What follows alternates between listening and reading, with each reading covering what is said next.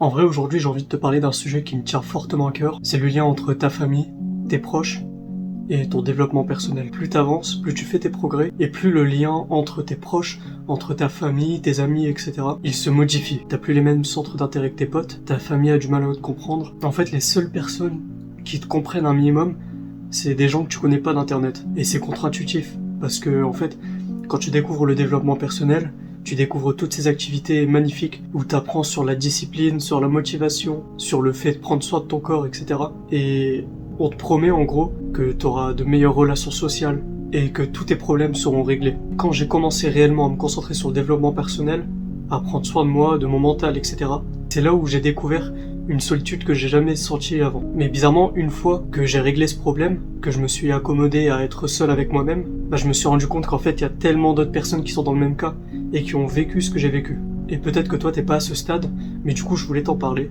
pour que tu sois mieux préparé quand ça t'arrivera. Je suis sûr que tu connais le fameux dicton qui dit comme quoi on est la moyenne des 5 personnes qu'on côtoie le plus. Du coup, en réalité, s'entourer des bonnes personnes, c'est le cheat code de la vie, tu vois. Mais la réelle question, du coup, c'est de savoir quel type de personnes faut mettre dans son entourage. Quel type de personnes sont bons ou mauvais pour ton développement personnel. Et comment savoir si un pote est bon ou mauvais. Le facteur principal, c'est le temps.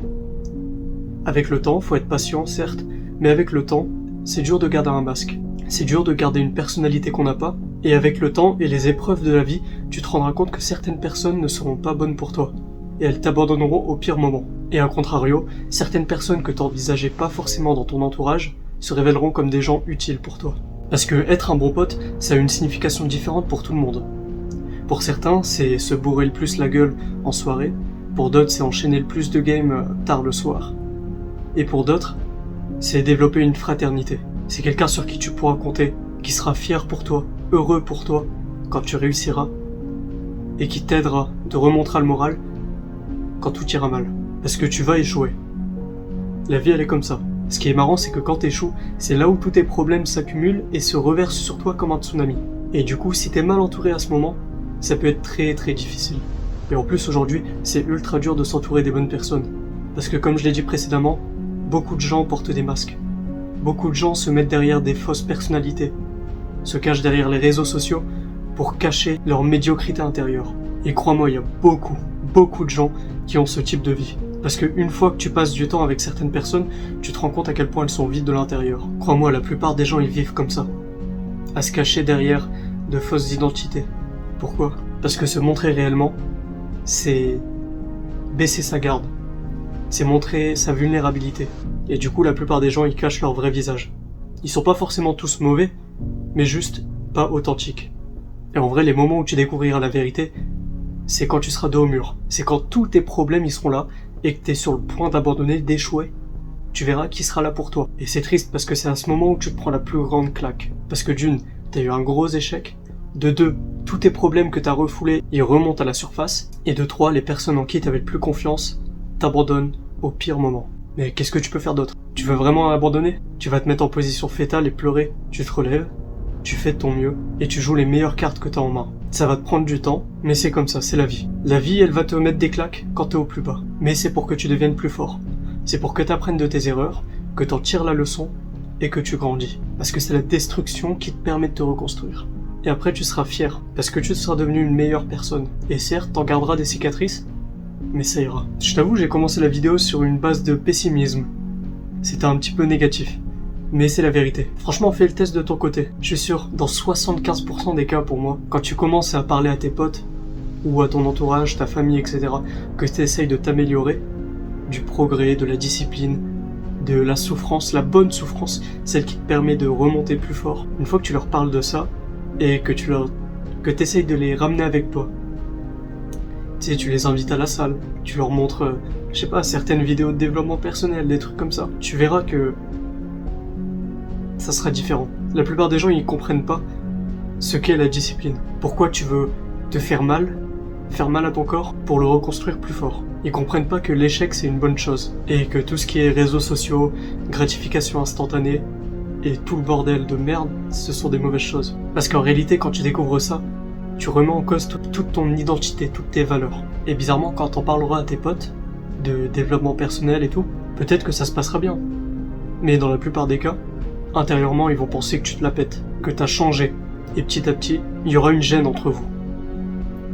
Parce que tes valeurs et leurs valeurs, elles sont différentes. Et elles sont plus en corrélation.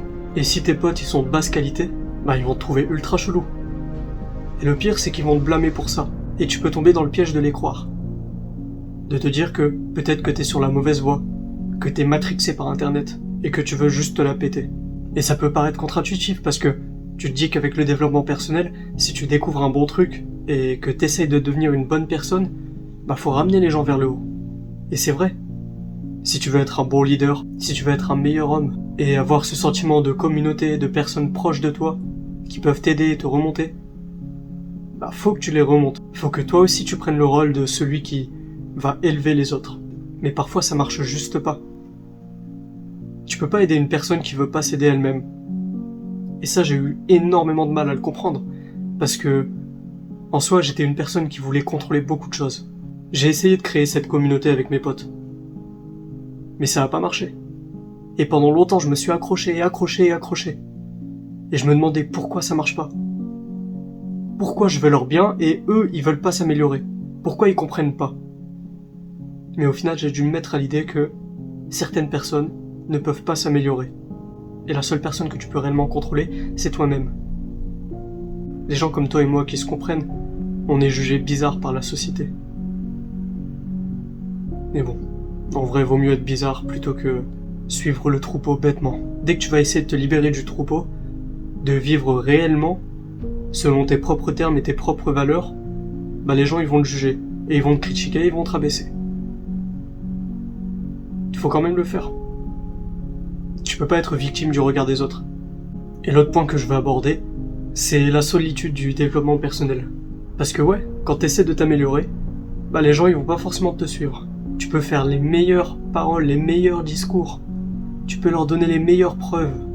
Comme quoi, cette activité elle est meilleure que cette activité. Mais certaines personnes ne vont pas t'écouter, tout simplement.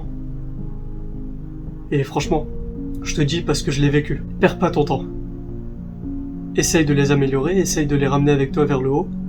Mais si ça marche pas, ça marche pas. Tu peux pas les forcer. Ils ont leur propre chemin et t'auras le tien.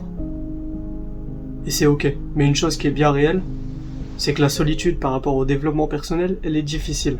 Tu vois tout le monde vivre leur vie de façon inconsciente. Tu les vois perdre du temps sur les réseaux sociaux, tu les vois perdre du temps à parler de sujets inutiles, à ne pas prendre soin de leur corps et de leur santé mentale. Et tu les vois. Et comme c'est tes proches, tu tiens à eux.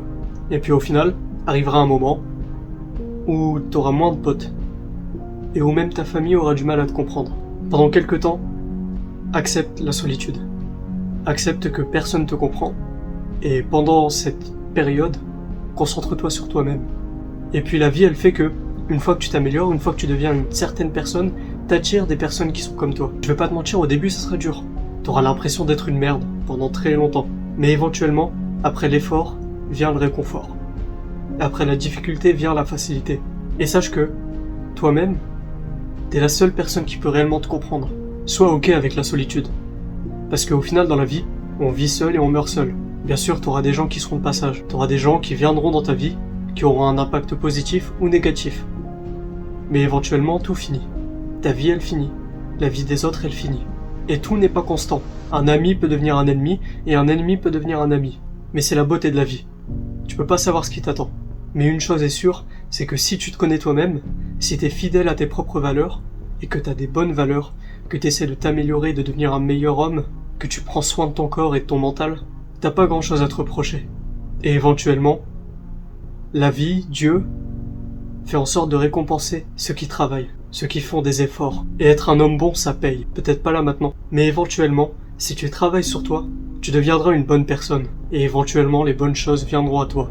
Maintenant, je te dis pas d'attendre et de rien faire. Non, il faut que tu travailles. Il faut que tu fasses les choses difficiles et que tu te reflètes sur quelles sont tes réelles valeurs. Qui es-tu réellement? Et si tout ce que tu avais appris dans ta vie était faux? Et c'est des questions difficiles à répondre et qui te prendront du temps. Tu devras affronter de la solitude, le fait d'être incompris, d'être jugé, d'être critiqué. Mais c'est comme ça. Et t'as juste à faire le test de ton côté, par rapport à tes potes. Fais-leur découvrir le développement personnel. Fais-leur découvrir certains youtubeurs. Peut-être partage cette vidéo. Fais-leur découvrir des activités comme les douches froides, le nofap, le sport, la muscu. Peu importe.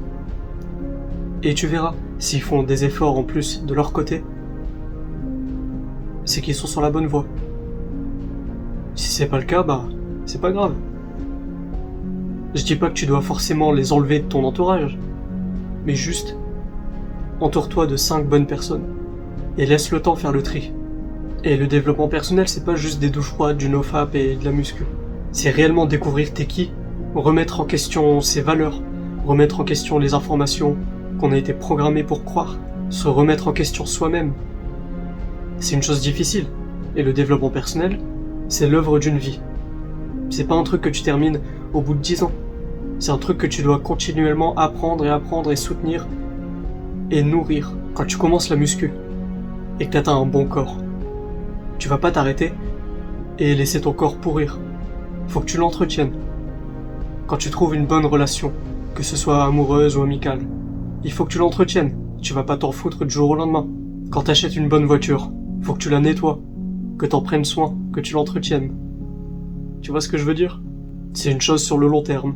Il faut de la discipline, faut des efforts, faut des échecs. Faut apprendre de ses erreurs. Et c'est quelque chose qui est difficile. Mais ça vaut le coup.